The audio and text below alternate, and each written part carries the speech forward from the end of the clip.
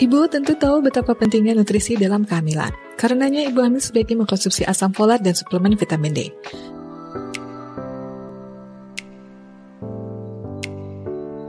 Gunanya adalah untuk memastikan bayi mereka yang sedang tumbuh mendapat awal yang terbaik. Meski begitu, hanya sedikit yang menyadari bahwa yodium dapat meningkatkan perkembangan otak anak sejak di dalam rahim, dan kekurangan yodium dapat menyebabkan ketidakmampuan belajar pada anak.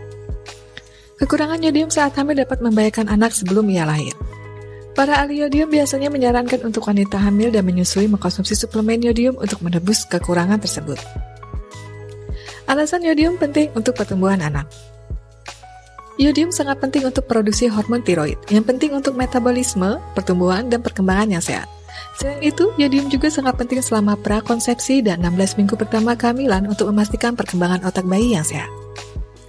Goiter yang dikenal menyebabkan pembengkakan besar pada leher tempat kelenjar tiroid berada, merupakan tipikal defisiensi yodium parah.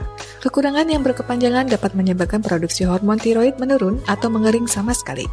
Kekurangan yodium ringan juga dapat menyebabkan kelelahan, pertambahan berat badan, otot pegal, kuku rapuh, dan kulit kering. Namun masalah sebenarnya adalah selama masa kehamilan, yang membuat yodium sangat penting bagi janin. Yodium sangat penting untuk membangun otak, kerangka, dan metabolisme yang sehat. Selama 14 hingga 16 minggu pertama kehamilan, janin sepenuhnya bergantung pada ibu untuk persediaan hormon tiroid. Apabila ibu hamil kekurangan yodium dan tiroid selama kehamilan dan selama prakonsepsi, bayi beresiko mengalami gangguan mental. Kekurangan yodium parah dapat menyebabkan kecacatan ekstrim dan dikenal sebagai kretinisme. Menurut Organisasi Kesehatan Dunia WHO, kecukupan yodium didefinisikan sebagai memiliki rasio yodium terhadap kreatinin yang disebut 150 mikrogram per gram atau lebih. Jika kamu memiliki rasio di bawah 150 mikrogram per gram, maka dianggap kekurangan yodium. Kekurangan yodium selama kehamilan juga dapat meningkatkan resiko anak memiliki IQ verbal yang lebih rendah dan akurasi membaca dan pemahaman yang lebih buruk pada saat mereka berusia 8 atau 9 tahun. Terlebih lagi, semakin banyak kadar yodium turun selama kehamilan, semakin rendah kinerja anak dalam hal IQ dan kemampuan membaca dan menulis. Setiap bunda yang merencanakan kehamilan harus memastikan asupan yodium yang memadai. Sumber yodium berasal dari makanan yang baik, meliputi susu, produk susu, dan ikan.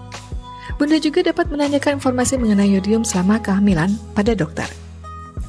Di negara-negara dengan kekurangan yodium, mengkonsumsi suplemen yodium merupakan cara paling nyaman untuk mengkonsumsi yodium dengan kadar yang cukup, terutama selama kehamilan. Setidaknya, kandungan yodium dalam suplemen setidaknya 150 mikrogram iodida dan menggunakan garam meja beriodium.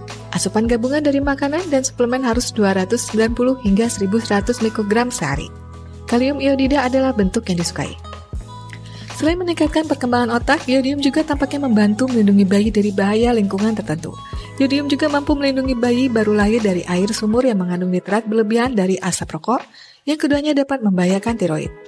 Mungkin selama ini masih banyak orang yang mengabaikan pentingnya yodium yang cukup dalam makanan untuk perkembangan janin normal, dan bahwa wanita dengan tingkat marginal tertentu tidak memiliki indikasi status yodiumnya.